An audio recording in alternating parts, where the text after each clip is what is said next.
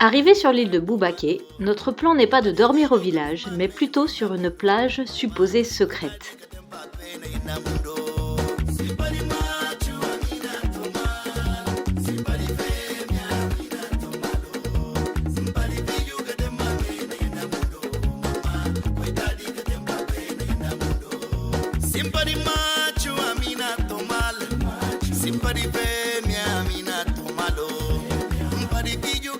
Nous ne perdons pas trop de temps pour y aller car il va bientôt faire nuit.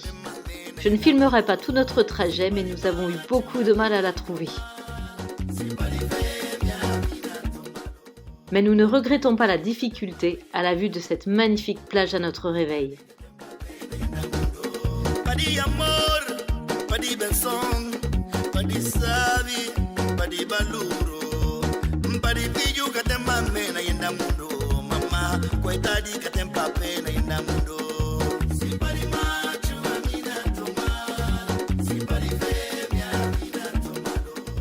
Nous sommes à un peu plus de 200 km au sud du Sénégal, mais ici l'eau est chaude. C'est un régal de s'y baigner par cette chaleur.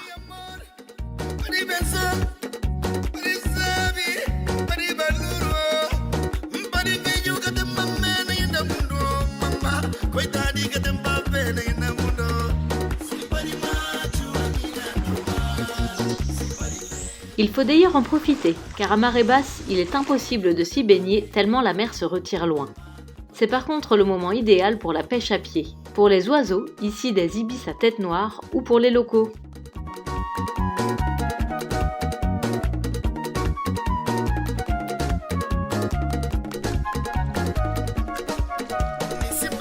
De bon matin à chercher des palmerons.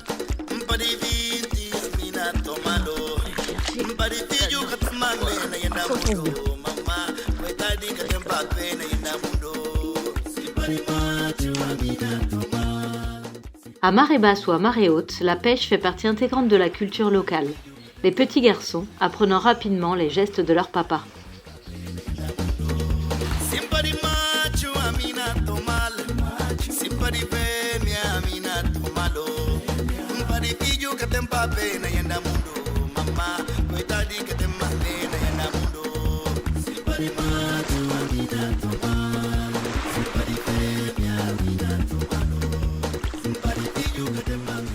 On y élève aussi des vaches qui, comme partout ailleurs, adorent la plage.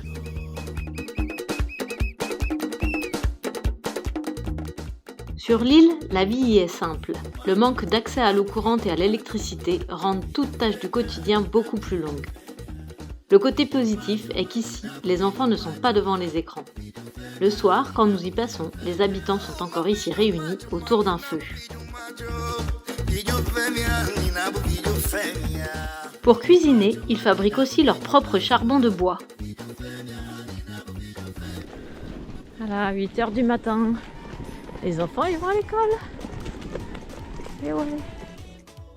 Dans le village principal de l'île, les habitants peuvent se ravitailler et même venir faire la fête dans une discothèque.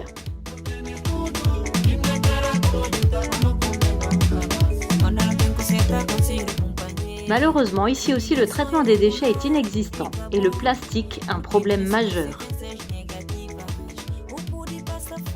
C'est dommage car l'île est un véritable paradis.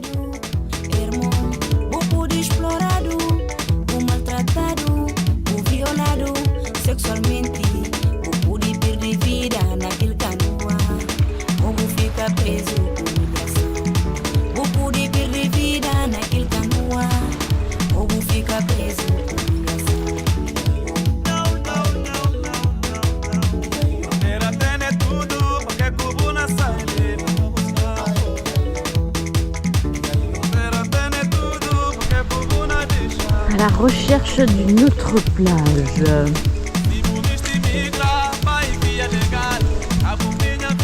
Voilà, on a trouvé la plage.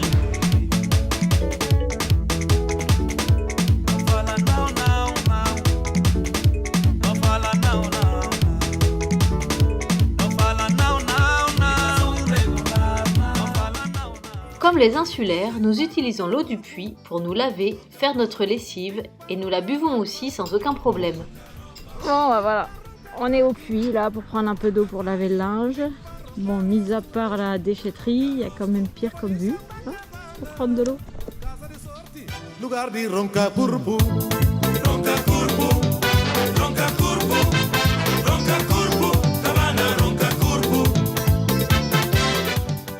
Après 5 jours sur l'île, c'est le moment de repartir. C'est en pirogue et non en ferry que nous ferons le trajet retour.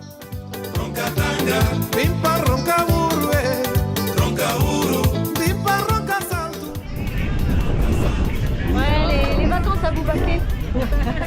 Ah, c'est le retour à Bissau, dans le canoë. Donc, je sais pas, au plus court, on en a pour 4 heures. Au plus long, on sait pas. Hier, ils ont mis pratiquement 8 heures.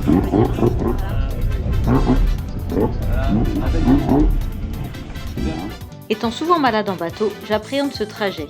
Mais finalement, la mer est assez calme aujourd'hui et les 5 heures de pirogue ne seront pas trop pénibles.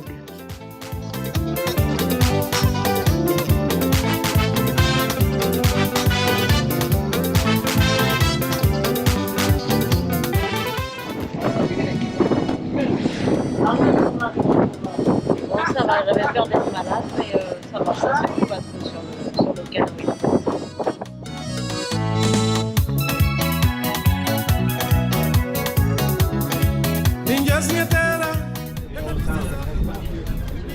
Après 5 heures de traversée, on arrive à Bissau, la capitale.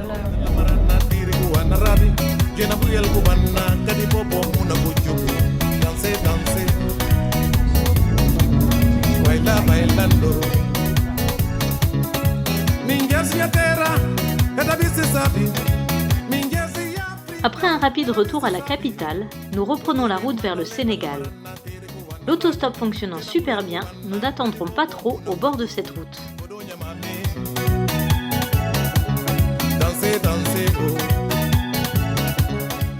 Et on filme. Donc on est avec Benjamin qui nous inonde de noix de cajou. Enfin, et ça partout en Inde. Et c'est très bon. On le remercie pour les noix de cajou. Merci Benjamin. Et oui, la culture de la noix de cajou est ici très présente. Et c'est d'ailleurs un régal aussi bien le fruit cueilli directement sur l'arbre que la noix fraîchement grillée. Et voilà. Et ça, cette partie-là, on peut en faire un jus quand c'est mûr. Et là, c'est la cajou.